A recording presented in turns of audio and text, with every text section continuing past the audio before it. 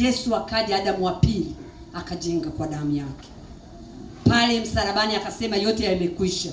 Kwa nini asiweze kujenga? Ana uwezo wa kujenga. Amina. Naomba tusome Ezekiel 22 mstari wa 30. Neno la Mungu linasema, nami nikatafuta mtu miongoni mwao atakayelitengeneza boma na kusimama mbele zangu mahali palipobomoka kwa ajili ya nchi, nisije nikaharibu, lakini sikuona mtu. Nami nikatafuta nini? Mungu anakutafuta wewe leo ukatengeneze. Tumsifu Yesu Kristo. Mungu anakutafuta ukatengeneze hilo boma, ukatengeneze hiyo familia. Si yako tu, hata familia ya wazazi wako una uwezo wa kutengeneza. Tumsifu Yesu Kristo. Neema ya Mungu yatutosha. Amina. Una uwezo wa kutengeneza. Mimi kuna wakati nilipita mimi kwanza nilikuwa najihesabia haki. Amina. Mimi nilichokuwa nakijua kwenye maisha yangu, naingia kwenye wokovu, nilikuwa najua dhambi moja tu. Babangu alioa wake wengi. Ukiniuliza nikitubia ni wake wengi. Nakataa roho za kuolewa, za kuoa, mpaka nawaombea ndugu zangu. Nilikuwa najihesabia wake mengine mengi sikujua. Nilikuwa ninajiona watakatifu, maana baba alikuwa anatuelekeza kwenye njia sahihi. Usije ukaenda kwa waganga, utakapoenda kwa waganga Mungu atawaacha, uwezo wa ulinzi wa Mungu utaondoka, hakuna nini na nini. Kwa hiyo mimi nilikuwa najihesabia haki. Amina. Kwa hiyo vingi nilikuwa sivifanyii kazi, lakini neema ya Mungu yatosha. Kuna wakati nakumbuka lilipita somo, kama sio kwenye huduma yangu ya uinjilishaji, sikumbuki vizuri. Nakumbuka kama ni huduma yangu ya uinjilishaji. Nilipita somo ambalo lilinitafakarisha, nikaanza kujiuliza, huyu mama yangu ametoka wapi? Je, kwao kulikuwa kukoje? Je, baba yangu mbona simjui vizuri? Amina. Nilikuwa simjui baba yangu wala simjui mama yangu. Nilikuwa nawajua kwa juu kwa kuangalia kwa macho. Mimi nyumbani tunakotokea, mama yangu kwa baba yangu na kwa mama yangu ni sehemu mbili tofauti. Ili ufike kwa mama unapanda magari haya mawili. Kwa hiyo kule kwa mama tulikuwa tunaenda mara moja. Kwa hiyo ni ukienda we ni mgeni, karibu unakaa siku 2-3 tunarudi kwa baba. Kwa hiyo nilikuwa sijui. Nilishukiwa mzigo wa kutaka kujua huyu mama yangu asili yake ni nini? Tokeaje? Amina. Lile somo, ukisikia somo lolote, liwe kwenye huduma yako, liwe kwenye mikutano, liwe mahali hapa, litafakari kwa nafasi ya pekee. Libebe kwa upekee. Kwa hiyo mimi lile neno kwangu likawa mzigo. Nikaanza kumuomba Mungu niweze kumjua mama yangu, niweze kumjua baba yangu. Sasa nikapata nafasi, nikaja nikakutana na mama. Nikamuuliza, hakusema kitu. Alininyamazia. Akasema kule. Ni kweli wazazi wangu walikuwa Waruteli, mimi nikaja kuwa Mkatoliki nilivyoolewa na baba yako. Tulikuwa tuko wazuri, tuko hivi. Nikashukuru Mungu, lakini ule mzigo haukuondoka. Nikaendelea kutafakari. Nikaa nasikia mzigo wa kuendelea. Niliomba, ni kipindi cha muda. Niliomba, nikawa sikupata majibu. Siku moja mamangu alikuwa ameshapata neema ya wokovu. Katika kuendelea kumuombea, kuendelea kuomba, babangu alishatangulia mbele yake. Mangu akaja akapata neema ya wokovu. Baada ya kuendelea kuomba. Siku moja nimefunga safari, nimetoka kwangu nimeenda kwa mdogo wangu, mtoto wa mama mdogo. Yeye ameishi kule alikozaliwa mama. Nilipofika pale, sijui tuliongea kitu gani, lakini utafikiri kafunguliwa filimbi. Kama redio imetepiwa. Akaanza kunieleza habari za huko kwa mama. Hivi wewe unayajua kule? Akaanza kunipa 1 2 3. Mimi huko wakati anasema namwambia asante Mungu, nakushukuru. Akaeleza. Sikumuuliza. Na wakati huo nimeenda pale, sio hilo jambo lililonipeleka. Aliongea mambo mengi na nikawa nimeyapata mengi. Amina. Nikaweza kujua kumbe mama ndivyo huko kulivyokuwa. Nikaanza kuendelea kuyafanyia kazi, nikaendelea kuomba na msaada kwa watumishi wa Mungu. Amina. Haikuchukua muda, bahati nzuri mama akawa amekuja huko. Tumekaa siku moja tunaongea, namwambia mama, mbona upendagi kunisimulia habari ya kwenu? Umeshapata neema ya wokovu, umeshapiga hatua, mbona ili tuvuke kuna vitu tunahitaji tuviombee. Akasema afadhali mwanangu umesema, kuna vitu vinanitesa. Kulikuwepo 1, 2, 3, akaanza kunieleza. Nikamshukuru Mungu sana, tukaendelea kuvifanyia kazi. Hata sasa naendelea kuomba, naendelea kung'oa na kuharibu na kuteketeza, lakini najua Mungu ameshatenda, maana kuna neema mpaka kwenye familia yake. Mjomba wangu mmoja ameshaokoka. Amina, yuko kwenye neema ya wokovu. Kwa hiyo usijihesabie haki. Amina. Omba Mungu akupe nafasi, endelea kuomba kwa hekima na maarifa. Roho Mtakatifu ajuaye yaliyo sirini atakusaidia. Kuna mambo mengi yameshika kwenye familia yetu, hatusogei. Unajitahidi kuishi utakatifu wako, lakini unaona mambo hayasimami. Kwa nini hayasimami? Na Mungu wetu ni Mungu aliyetuumba ili yote tuyamiliki. Ametumilikisha ili tuyasimamie sisi. Badala yake wanasimamia wale walio sio wa Mungu, ndio wanasimama. Tunahitaji kutengeneza misingi ya familia zetu. Mungu wetu ni Mungu mwaminifu. Tukitengeneza, adui yupo wakati mwingine anakuona unawayawaya, unahangaika, anakuzomea. Lakini leo umesikia, kalifanyie kazi, utamkanyaga kanyaga. Na Mungu ni mfinyanzi. Alisema mimi ni mfinyanzi, chombo kikiharibika, si mnaijua Yeremia 18, ninao uwezo wa kukifinyanga upya. Familia zetu atazifinyanga upya, zitasimama na zitamtukuza Mungu, na tutamiliki na kutawala. Maana aliviacha mikononi mwetu, lakini utaona vinapita huku vinawayawaya huku, vinapita huku vinawayawaya huku. Amina. Tutamiliki na kufanyaje? Tutamiliki na kutawala. Tumsifu Yesu Kristo. Tusome waraka wa Mtume Paulo kwa waraka wa kwanza Mtume Paulo kwa Wakorinto sura ya 3 mstari wa 10 na 11. Waraka wa kwanza Mtume Paulo kwa Wakorinto sura ya 3 mstari wa 10 na 11. Amina. Wakati ya neema ya Mungu niliyopewa mimi kama mkuu wa wajenzi mwenye hekima, naliweka msingi na mtu mwingine anajenga juu yake, lakini kila mtu na aangalie jinsi anavyojenga juu yake. Maana msingi mwingine hakuna mtu awezaye kuuweka isipokuwa ni ule uliokwisha kuwekwa, yaani Yesu Kristo. Amina. Amen. Maana msingi mwingine hakuna mtu awezaye kuuweka isipokuwa ni ule uliokwisha kuwekwa, Yesu Kristo, yaani Yesu Kristo. Tukajenge misingi ya familia yetu kwa Yesu Kristo, kwa kadri ya neema ya Mungu. Neema ya Mungu yatutosha ati. Neema ya Mungu iko. Yeye ndiyo mjenzi namba 1. Ana uwezo wa kujenga misingi yetu. Changamoto ni sisi hatutaki kuyaangalia. Yesu pale Kalvari sema yote yamekwisha. Neno hilo ni neno zito.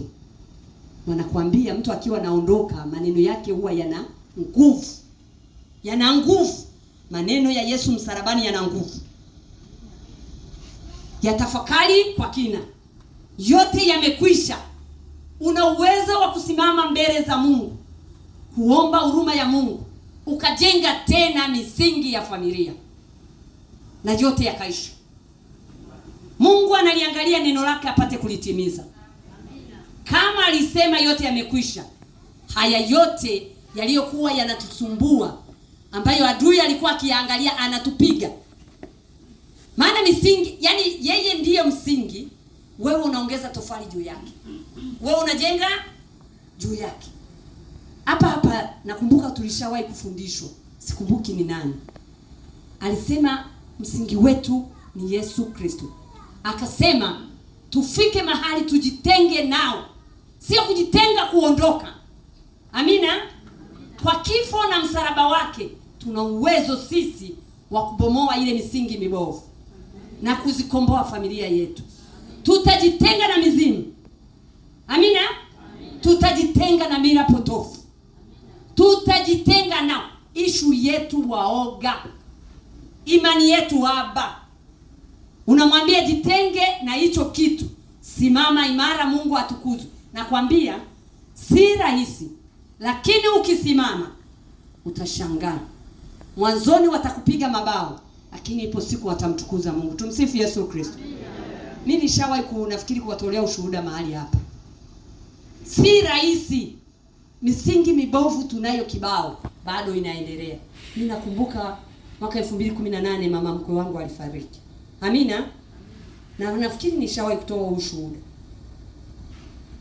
Kwetu mtu akifa kuna utaratibu wa kumsaidia kumzika yule marehemu. Wanaleta sanda. Amina. Kwa hiyo sanda huwa zinaletwa ni nyingi mahali pale kwa ajili ya kusaidia kumzika marehemu. Kumbuka ni sanda, na kumbuka lengo la kununua ni kitambaa cheupe, lakini kinaitwa nini? Sanda. Ulivyoenda dukani alisema naenda kununua sanda ya kumsaidia ndugu yako akazike ndugu yake. Ni utaratibu mzuri kabisa waliowekana, mtu asishindwe kumzika ndugu yake, asije akashindwa ndugu yake kafa ana hata shuka mahali pa kumweka. Ni utaratibu mzuri kabisa. Nafikiri si kinyume na mapenzi ya Mungu. Changamoto inakuja. Kwa hiyo yale mashuka huwa yanaletwa, matokeo yake yanakuwa mengi. Wanamtumia katika kumzika marehemu. Yale mashuka yanabaki. Na mengine na hisi wanayabakiza makusudi. Baada ya hapo mkimaliza kuzika, kesho yake mnaanza kugawiwa. Wewe nini unanigawia mimi ni marehemu? Tumsifu Yesu Kristo. Alikuwa jambo jepesi. Nakumbuka na ilikuwa ibada ya kumshukuru Mungu. Siku hiyo tunagawiwa sana. Amina. Na nilishawashuhudia hapa, mimi mume wangu wako wengi, lakini yeye sio wa mwanzo. Ana kaka zake, ana baba zake wengine. Na tulikuwa tuko huko kijijini. Bwana wewe, wakaanza kugawa sana. Kaambia mume wangu usivae sanda, usikubali. Mama kaenda tumuombe, hakuna kuvaa sanda. Unajua mume wangu alifanyaje? Alijifanya kupokea wageni, alienda mbele. Ili akute sanda zimegawiwa. Amina. Mimi na wake wenzangu zaidi ya 10 tuko pale. Wakaanza kugawa sanda. Na Wakristo wazuri sana, Wakatoliki wazuri sana. Moyo mtakatifu wa Yesu. Nembo inaninginia. Nembo inaninginia. Amina. Wakaanza kugawa sanda. Walipofika kwangu nikamwambia mimi sivai. Oh, itakuwaje? Nikamwambia sivai. Mimi hiyo sivai sanda, sivai. Tumsifu Yesu Kristo. Na Mungu jalia, kati ya vitu baba alikuwa afati mila. Mimi baba yangu alikuwa anamuona kama mimi tumezaliwa kwenye ukoo wa kifalme. Baba yangu alikuwa kwenye ukoo wa kifalme. Lakini baba yangu aliacha kufuata mila. Sijajua kitu gani, sikumdadisi hilo. Lakini alikuwa afati mila. Kwa hiyo baba hata misiba ndugu zangu walitangulia mbele yake akutuvalisha sana. Nikamwambia mimi sivai. Sivai, imani yangu hairuhusu. Na pili, akasema kwani wewe sio Mkatoliki? Nikamwambia mimi ni Mkatoliki. Kweli kweli. Na pili, hata nyumbani kwetu sijawahi kuvalishwa. Watu wamejaa. Wake wenzangu wakasimama, "Wewe vaa, wewe chukua tu weka pembeni. Ukichukua umechukua." Nikamwambia sivai. Tumsifu Yesu Kristo. Si rahisi kama unavyofikiri. Lakini ili ukombolewe na ili uwasaidie wengine, sio rahisi, lakini inawezekana. Basi mume wangu alikaa kule, alizugazuga, waligawa zile sanda. Wakalipo wanamaliza, alipokuja akakaa kwa nyuma. Mimi nikakaa pale. Shemeji yangu wa pili kuzaliwa mkubwa akatupa macho, wanawekaga begani, wengine wanajifunika. Akaniona mimi sina hiyo sanda. Akamtuma yule kijana wa kwenye familia aliyekuwa nagawa. Yule pale mama Leni anashuka. Wanafunika wanaliita shuka. Wakati nilienda kununuliwa linaitwa sana. Akamwambia, nikamwona anamuinamia. Mimi nikagundua. Alafu baadaye ibada ikawa inataka kama kuanza. Kumbe yule kijana bwana kapita kwa nyuma, watu wamejaa. Anataka niweke begani. Roho Mtakatifu ni mwaminifu kuliko maelezo. Yaani anataka kuweka hivi. Nisikie kama kuna kitu kinanigusa, nikageuka. Nikamwambia nilikwambiaje? Nilikwambia sivai. Aliinama na sanda yake akaondoka. Tumsifu Yesu Kristo. Haikuwa rahisi. Lakini ukimkiri Kristo mbele za watu, naye atakukiri mbele za Baba. Kuna vitu vingine lazima tujitahidi ili Mungu atukuzwe, ili tutoke. Maana unapopokea ukitaka kuwalizisha wale, yamkini ulikuwa umeshapiga hatua, umesugua magoti, umeshafika mahali fulani, unarudi chini. Mizimu inaanza kukutawala tena. Wewe ni wa kwao. Amina. Hawajui alikonitoa. Na kwa wenzangu haikuwa rahisi. Wake wenzangu wengi walipokea. Mke mwenzangu ambaye angeweza kunisaidia tukawa wote mnamfahamu Lilian, tumeelewa pamoja, bahati mbaya hakuwepo. Amina. Na nina imani ya 100% yule, yani yule tena wasinge karibia. Wanaujua msimamo wake. Hakuwepo. Kwa hiyo wakawa wanasema sio nasali na Lilian hawa. Tumsifu Yesu Kristo. Lakini Mungu ni mwaminifu. Kumshuhudia Kristo kwa matendo si rahisi. Na kumbuka tulivyomaliza ibada, sasa wake wenzangu wakawa wameitana kikao kwa nyuma. Sasa wamepita huku wamezunguka nyumba. Sasa mimi nikaa nimekatiza katikati ya nyumba. Na wakuta wameka. Kitendo gani alichomkatalia? Amemkatalia ni baba kama baba wa ukoo, shemeji. Basi mimi nimefika na wanaongea. Nikawasikiliza, nikawaambia, kwani nimemfanya nini? Walishtuka. Wakasema ungepokea, umemwaibisha. Nikamwambia hapana. Yesu yuko juu ya vyote. Ipo siku na nyinyi mtapata hii neema, hamtapokea. Tumsifu Yesu Kristo. Nikawaambia ipo siku hii neema itaingia ndani mwenu, hamtapokea.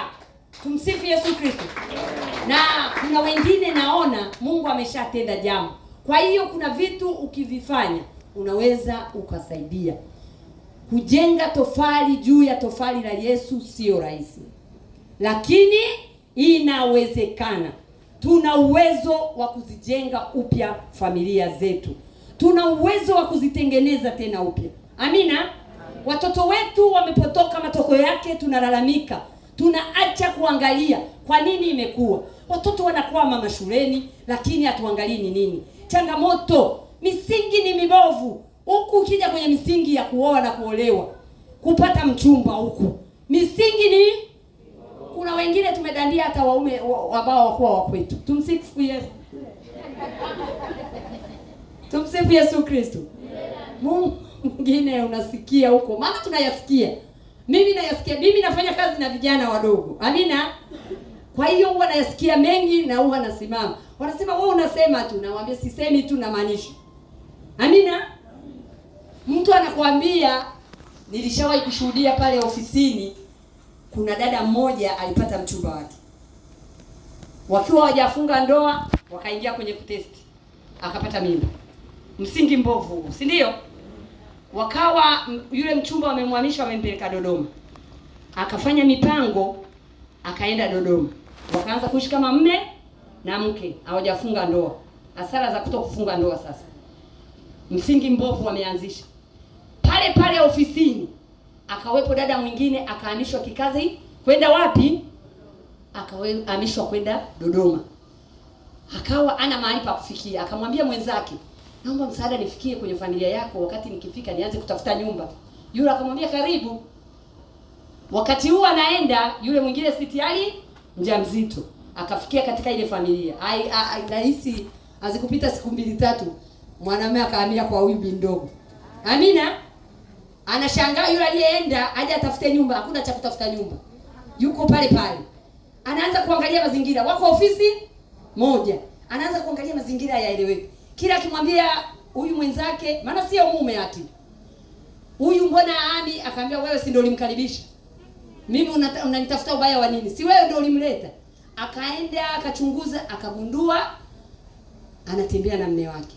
Na huyo sijui ni mume sijui ni nani, hata sielewi. Huyo mchumba mzinzi. Faza nani alituambiaje? Anasema funika ndio tunalea magonjwa. Amina. Chumba sugu gani usioisha? Alituambia ni Father nani jamani? Si mnakumbuka Father tulikuwa tunamleta hapa? Father Kulo. Alisema mnakaa mnawafunikia nguo. Waeleze kabisa, toka kwenye uzinzi, toka huko. Amina.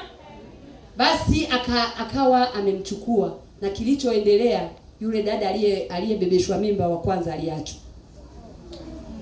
Akaja kufunga ndoa na huyu. Na baadaye walirudishwa wote maana baba alikuwa anafanya kazi airport. Alivyorudishwa, akarudi na yule akaja. Lakini nawaambia, yule wa kwanza alizaa mtoto huyu mmoja wa kiume, na mkumbuka. Hakuolewa maisha. Aliwachukia wanaume kuliko. Aliwaona wote ni wasaliti. Amina. Misingi sasa, misingi mibovu ni mibaya. Yule dada nakumbuka, mimi nilikuta hiyo historia imeshatendeka, nikawakuta ofisini. Wale watoto aliowazaa, yule mtoto mkubwa, jamani, yule mtoto alikuwa mzinzi.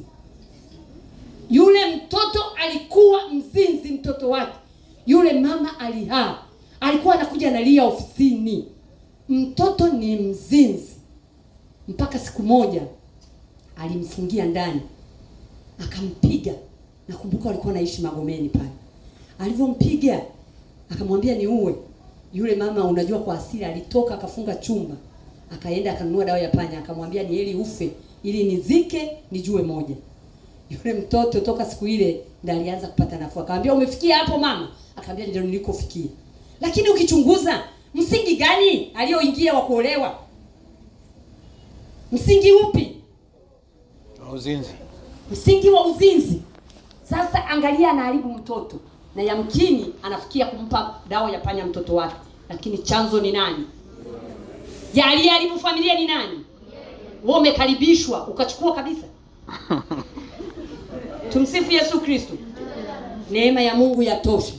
Tuna uwezo wa kujenga. Amina. Tuna uwezo wa kutengeneza misingi ikajengeka, tukaishi katika utakatifu, kwa toba na sala, kwa machozi, kwa kulia, kwa kufunga na kuomboleza, na kwa kufanya matendo ya huruma, na kwa kubadilisha mwenendo. Amina. Msomaji anisomee Yeremia 3:13.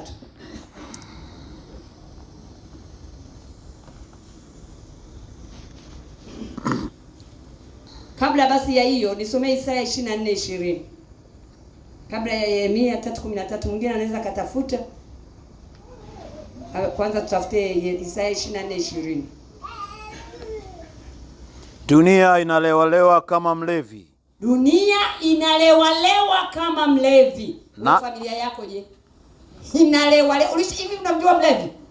Anakanyaga avikanyagiki. Kwa hiyo unaweza kukuta familia zetu zinalewalewa. Amina. Hazijasimama, hazijatulia. Amina. Nayo inawayawaya kama machela. Machela mnayajua? Mnavijua vile vitanda vya machela? Unawayawaya. Yaani familia, yaani umeshalia machozi usiku na mchana. Nilisema vitanda tuviombee na mito. Vina machozi jamani. Amina. Dunia inawayawaya. Yaani ndizo familia zinafanya nini? Zinawayawaya. Tunahitaji kuzisimamisha zikasimame imara chini ya msingi wa damu ya Yesu. Amen. Chini ya msingi imara wa Yesu Kristo. Inawayawaya, wewe unajipoza tu, ngoja niende huko Emmaus nikisifu tu, labda nitakuta mambo aufanyii kazi. Na mzigo wa dhambi zake utaielemea, nayo itaanguka wala haitainuka tena. Amina. Leo ukainuke tena.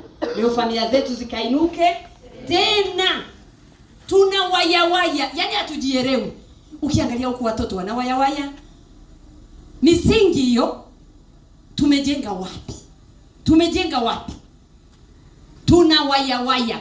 Watoto wanafikia mahali wanachomoka ndani. Huyo heri nikaishi mtaani kuliko kuishi katika nyumba hii.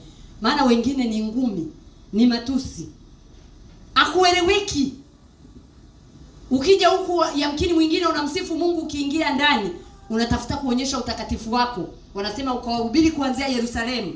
Yerusalemu wako ni familia yako. Lakini ukitaka mahali pa kupenyea upaoni, anza toba na sala. Amina. Tengeneza msingi. Tusome Yeremia 3:13. Amina. Ungama uovu wako tu, ya kwamba umemwasi Bwana Mungu wako, na njia zako zimekuwa nyingi kuwaendea wageni chini ya kila mti wenye majani mabichi, wala hamkuitii sauti yangu, asema Bwana. Mshukuru Mungu. Ungama uovu wako. Ungama uovu. Jamani, tunahitaji kutengeneza familia zetu. Tumewayawaya vya kutosha. Tunahitaji kuifanyia kazi. Tumsifu Yesu Kristo. Mungu wetu ni mwaminifu. Mimi huwa kuna mstari kwangu sijui wewe. Ebrania 12:24 kama sikosei. Naomba msome Ebrania 12:24.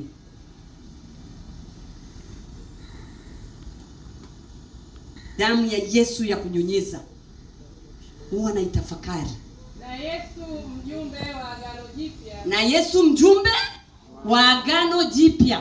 Sisi tunalo agano jipya. Tunaye mjumbe wa agano jipya, Yesu Kristo, ambaye ndio msingi wetu imara. Amina. Na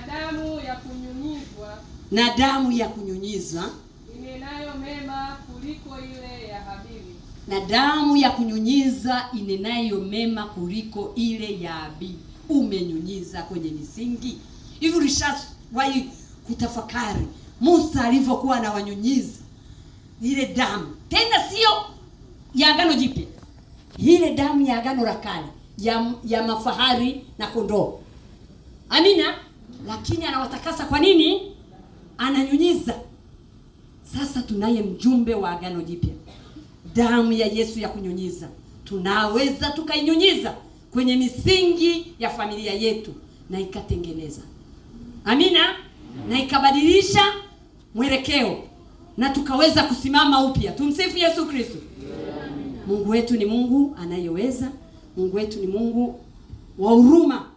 Ndio maana alimtuma mwanae akaacha yote ili asimame, haje haaibike, haje amwage damu yake ili tupate kupona.